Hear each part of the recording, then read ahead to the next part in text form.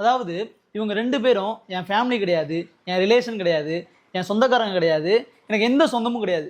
ஆனால் எனக்கு இவங்கள ரொம்ப பிடிக்கும். ஃப்ரம் த சைல்டுஹுட்லேருந்து ஸ்டில் இப்போ வரைக்கும் ஒரு அன்கண்டிஷனான லவ் இருக்குன்னா அது இவங்க மேலே தான். அவங்கள பற்றி யாராவது தப்பாக சொல்லிட்டா அவ்வளோ கோவம் வரும், அவ்வளோ சண்டை போடுவேன். ஏன்னா இவங்க என்னை அழ வச்சுருக்காங்க, சிரிக்க வச்சுருக்காங்க. ஆனந்த கண்ணீர்னா என்னன்னு எனக்கு இவங்க மூலமாக தான் தெரிஞ்சுது. எங்கள் அப்பா அம்மா, என் ஃப்ரெண்ட்ஸு, அதுக்கப்புறம் நான் உண்மையாக நேசிக்கிற ஆளுங்கன்னா அது இவங்க 2 பேர் மட்டும்தான். இவங்க தான் என் இன்ஸ்பிரேஷன், இவங்க தான் என் எல்லாமே, இவங்க தான்.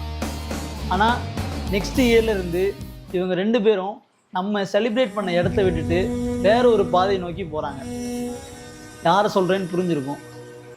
நான்லாம் கதவை பூட்டிட்டு அவங்க போனதுக்கப்புறம் தேம்பி உட்காந்து அழுவேன்னு நினைக்கிறேன். உனக்கு இவங்க என்னடா பண்ணியிருக்காங்க அப்படின்னு கேட்டால் அது உனக்கு சொன்னால் புரியாது.